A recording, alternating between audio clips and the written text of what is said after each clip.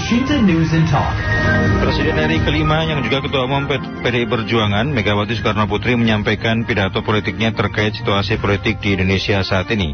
Dalam pidatonya, Megawati menjelaskan bahwa kondisi konstitusi Indonesia saat ini sangat memprihatinkan dan juga menjelaskan tujuan awal dibentuknya Mahkamah Konstitusi harus bermanfaat bukan untuk perorangan tapi untuk rakyat dan bangsa. Bagaimana menyoroti isi pidato dari Presiden RI kelima tersebut? Kita akan jumpai Sekjen PDI Perjuangan, Dr. Insinyur Hasto Kristianto MM. Washington News and Talk. Pak Hasto, akhirnya Bu Mega menyampaikan ya, atau membuka suara berkaitan dengan kondisi terkini. Sebenarnya kalau kita atau Pak Hasto amati, apa kemudian yang ingin disampaikan Bu Mega? Apakah karena kekecewaan atau karena keprihatinan atau seperti apa, Pak Hasto? Itu lebih sebagai bentuk keprihatinan, tapi itu juga suatu national call. Jadi seluruh kekuatan rakyat pro-demokrasi di dalam menghadapi sisi-sisi gelap kekuasaan yang menciptakan kegelapan di dalam demokrasi kita. Karena dasar dari bernegara kita adalah Pancasila yang diturunkan di dalam konstitusi kita. Ketika konstitusi yang punya roh, yang punya tekad, kehendak, dan gambaran ideal tentang bagaimana negara Indonesia mengelola pemerintahan negaranya, itu ternyata demi kepentingan orang per orang kemudian dilakukan berbagai bentuk manipulasi. Dan itu ada campur tangan dari istana berdasarkan berbagai hasil proses yang muncul ke permukaan. Ini menunjukkan keprihatinan yang sangat mendalam. Maka Ibu Megawati Soekarno Putri mencermati seluruh proses yang ada, merenungkan, mempertimbangkan, dan kemudian 3 hari yang lalu beliau menyampaikan suatu catatan yang beliau tulis tangan sendiri kepada saya. Itulah yang akan disampaikan kepada rakyat Indonesia. Dan sekaligus mengingatkan bagaimana bangsa Indonesia ini pernah menghadapi sisi-sisi gelap ketika 32 tahun Orde Baru berkuasa dan rakyat sendiri dijadikan musuh bagi penguasa. Tidak ada kebebasan berpendapat, tidak ada pers yang bebas dan merdeka untuk mengartikulasikan seluruh perasaan rakyat. Tidak ada hukum yang tanpa campur tangan kekuasaan. Sehingga semangat reformasi itu diingatkan oleh Ibu Megawati Soekarno Putri agar menjadi pegangan kita bahwa perjuangan yang sangat panjang ketika kita menghadapi pemerintahan otoriter, jangan kemudian setelah berhasil dibelokkan kembali dengan berbagai wajah nepotisme yang kini muncul ke permukaan. Ibu Mega sempat menyinggung berkaitan dengan semangat reformasi tadi ya, yang dilakukan dengan susah payah dan berbagai pengorbanan rakyat ya. Berbagai peristiwa seperti Trisakti, peristiwa Semanggi, bahkan Kuda Tuli juga disampaikan hingga penculikan para aktivis. Berkaitan dengan semangat reformasi tadi, apa kemudian yang kira-kira hilang dari semangat reformasi saat ini, Pak Hasto? Ya, kalau kita lihat munculnya nepotisme dan sekarang praktek kecurangan pemilu mulai marak kembali. Kita melihat bagaimana ada perlakuan yang tidak adil terhadap Pak Ganjar dan Prof. Mahfud MD. Berbagai diskusi yang mau diadakan di kampus, kemudian tidak diberikan izin, baliho diturunkan, dan kemudian muncul ketidaknetralan penyelenggara negara. Bahkan mahasiswa UI, Ketua BEM UI, yang menyampaikan suatu kritik terhadap apa yang terjadi dalam rekayasa hukum dan MK pun menghadapi suatu intimidasi. Itulah yang kemudian diingatkan oleh Ibu Megawati Soekarno Putri bahwa demokrasi harus menampilkan prinsip-prinsip kedaulatan rakyat tanpa kecuali. Demokrasi harus menampilkan kekuatan nurani. Dan apa yang disampaikan oleh Ibu Mega juga senafas dengan apa yang tadi diperbincangkan para tokoh-tokoh nasional di tempat Gusmus di Rembang.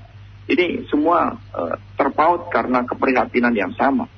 Bahwa demokrasi ini menghadapi kegelapan karena ambisi kekuasaan, dan dengan semangat reformasi itulah seharusnya kita menjaga seluruh semangat dari reformasi itu sendiri. Biarkan sistem demokrasi yang menempatkan kedaulatan rakyat sebagai hukum tertinggi untuk memilih pemimpin yang terbaik, dan jangan kerdilkan demokrasi dengan manipulasi.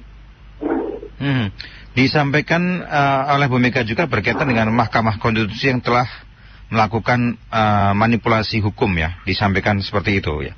Ini bisa diperjelas berarti seperti apa? Apakah memang yang terjadi kemarin itu atau Bagaimana? Ya, Karena di sisi lain juga Bu Mega juga menyampaikan mengapresiasi MK juga. Bagaimana? Ya, kalau kita lihat MK kan menunjukkan bahwa kebenaran yang berbicara, kekuatan moral yang menjadi landasan pengambilan kebijakan termasuk oleh para hakim Mahkamah Konstitusi. Kalau kita lihat keputusan terjadinya pelanggaran etik yang sangat berat terhadap Bapak Anwar Usman yang kebetulan juga sebagai paman Gibran, itu kan memang menunjukkan suatu korelasi dari adanya vested of interest dari istana yang ingin dengan segala cara mendorong agar Mas Gibran yang sebenarnya dari syarat-syarat berdasarkan ketentuan perundang-undangan belum memenuhi syarat untuk maju sebagai calon wakil presiden, kemudian dilakukan berbagai upaya-upaya, bahkan kami mendengar ada upaya tekanan, manipulasi hukum, dan itu menunjukkan suatu intervensi yang berlebihan, dan itu juga masuk di dalam rekomendasi dari Majelis Kehormatan Mahkamah Konstitusi tentang adanya intervensi dari luar.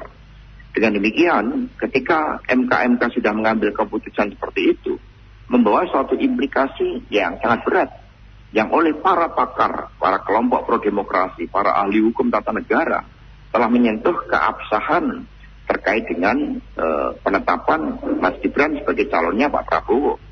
Dan kita melihat ada campur tangan juga dari Partai Gerindra, mengingat beberapa gugatan itu juga dilakukan oleh beberapa eksponen dari Partai Gerindra. Sehingga ini persoalannya bukan lagi pada masalah konstitusi, tapi ini persoalan terkait dengan ambisi yang kemudian menggunakan jejaring kekuasaan di dalam melakukan manipulasi peraturan perundang-undangan. Inilah yang menciptakan ketidakadilan. Inilah yang menciptakan diskriminasi terhadap pasangan yang lain yang merasa dirugikan. Apalagi pada saat bersamaan muncul ribuan baliho, ribuan spanduk, jutaan bahkan yang kemudian dilakukan tanpa mempertimbangkan kekuatan dari partai politik yang mengusungnya. Karena berbagai data yang diungkapkan oleh media menunjukkan begitu kuatnya keterlibatan dari aparatur negara di dalam melakukan mobilisasi pemasangan baliho tersebut. Jadi Pak Hasto melihat memang ada pemanfaatan jejaring kekuasaan untuk melakukan upaya-upaya politik tertentu, begitu? Kalau kita membaca dari temuan dari berbagai artikel yang diungkap oleh pers sebagai instrumen demokrasi yang sangat penting, yang bebas dan merdeka, maka itu menunjukkan suatu korelasi yang kuat. Sehingga apa yang menjadi keputusan dari MK memang harus ditindaklanjuti bukan secara politik, tapi secara hukum, termasuk di DPR RI.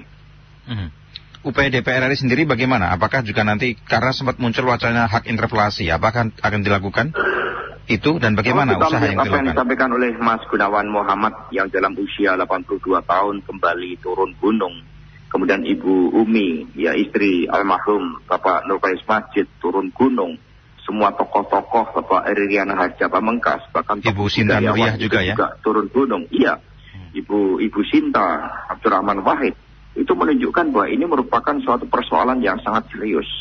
Kita mendengarkan ekspresi dari puisi Gus Mus saja, itu menunjukkan bahwa Indonesia tidak lagi baik-baik saja karena ada intervensi kekuasaan itu. Yang kami khawatirkan ketika kepercayaan terhadap institusi negara kemudian luntur akibat politik transaksional, politik kepentingan, dan itu dari beberapa dokumen menunjukkan adanya campur tangan dari istana, maka ketidakpercayaan terhadap institusi negara ini bisa menciptakan suatu dampak-dampak negatif, bisa menciptakan suatu social movement.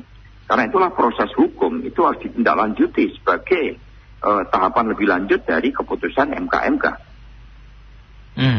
Kalau PDI Perjuangan sendiri akan melakukan apa secara teknis nantinya untuk mengawal atau kemudian untuk mengembalikan hukum ini atau kemudian semangat reformasi ini kembali seperti semula, Pak Hasto? Kalau kita mencermati dari seluruh apa yang disampaikan oleh Ibu Megawati Soekarno Putri dalam pidato singkatnya, itu kan berakar dari suatu spirit untuk menempatkan kedaulatan rakyat sebagai hal yang paling fundamental yang harus disadari oleh seluruh penyelenggara negara, dan itulah yang harus mewarnai dari seluruh proses kontestasi menghadapi pemilu 2024 yang akan datang. Dengan demikian PDI Perjuangan akan menggunakan seluruh infrastruktur politiknya untuk mendengarkan rakyat, untuk berdialog dengan para tokoh, dan mempertimbangkan langkah-langkah yang dilakukan termasuk di DPR RI dengan seksama.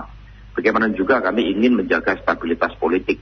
Kami ingin menjaga bagaimana prestasi Pak Jokowi yang memang dikenal sebelumnya itu baik, tetapi kenapa mendadak mengalami suatu perubahan dan kemudian muncul suatu sisi-sisi gelap kekuasaan.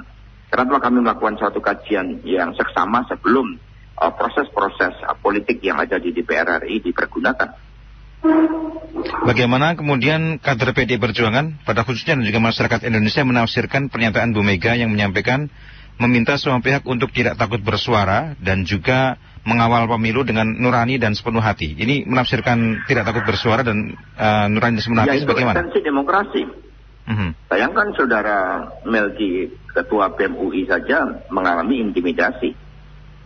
Ketika mahasiswa saja sudah mengalami intimidasi, ini kan memunculkan suatu kekuatan represi baru.